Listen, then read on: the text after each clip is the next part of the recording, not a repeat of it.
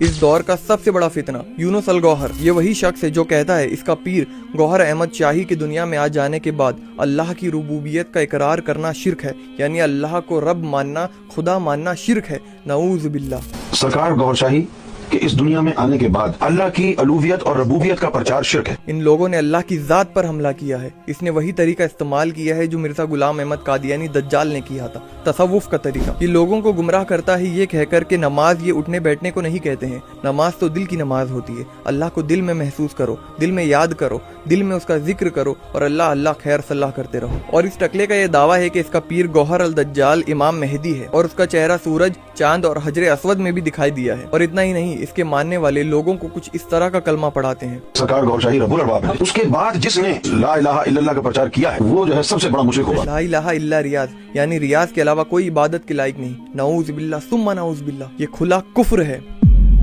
مجھے اس پر نہیں بلکہ اس کے ماننے والوں پر تعجب ہوتا ہے کہ تم لوگ گھاس کھاتے ہو یا کچھ اور۔ جس بندے کی خود کی باتوں میں اتنا تضاد ہے، اتنا کانٹرڈکشن ہے، جس کو یہی نہیں سمجھ آ رہا کہ اس کا پیر کیا ہے، خدا ہے یا امام مہدی ہے، اور یہ جاہل قرآن کے ایسے ایسے ترجمے کرتے ہیں جو آج تک کسی نے نہیں کیا۔ میرا ایک سوال ہے کہ اگر ان کا گوبر شاہی خدا ہے تو وہ پیدا کیسے ہوا؟ اور جب وہ اپنی ماں کے پیٹ میں تھا تو اسے رزق کون دیا کرتا تھا؟ اور جب وہ مر گیا تو اسے غسل کس نے دیا؟ ایسا رب تمہیں ہی مبارک جو پیدا ہوتا ہے پھر مر بھی جاتا ہے اور جسے غسل کرنے کے لیے لوگوں کی ضرورت پڑتی ہے۔ یہ فتنہ پاکستان سے اب ہندوستان میں بھی پھیل رہا ہے، یہاں تک کہ میرے شہر تک آ چکا ہے، اور اس کے لوگوں کو ان پرسن پکڑ پکڑ کر اپنے دھرم کی دعوت دے رہے ہیں۔ خبیث پھر سے بادشاہ اکبر کے انٹروڈیوس کیا ہوا دین الہی لانا چاہتا ہے جس میں باطل دھرم اور اسلام ایک ساتھ ہوں گے، اور زیادہ تر یہ لوگ اپنا نشانہ اور اپنے دعوت کے لیے درگاہوں کو چنتے ہیں کیونکہ انہیں پتا ہے کہ وہاں اسے خوب جاہل ملیں گے جو ان کی باتوں پر یقین کر لیں۔ میں ان لوگوں سے کہوں گا جو کہتے ہیں کہ قرآن کو ترجمے سے نہ پڑھو، گمراہ ہو جاؤ گے۔ جو لوگ اس فتنے میں پڑھ رہے ہیں، قیامت کے دن تمہیں بھی ان کا بوجھ اٹھانا ہوگا۔ تم لوگوں نے امت کو اللہ کی کتاب کو سمجھ کر پڑھنے سے روکا، اور اگر اجازت دے بھی دی تو اس میں اتنی شرطیں لگائیں کہ ایک عام انسان پڑھنے سے پہلے 100 بار سوچے گا۔ لوگوں، ابھی بھی وقت ہے، قرآن کو ترجمے کے ساتھ پڑھو، قرآن کو سمجھو، اللہ کا پیغام سمجھو، اللہ کی توحید کو سمجھو۔ اللہ کی قسم قیامت کے دن تم سے پوچھا جائے گا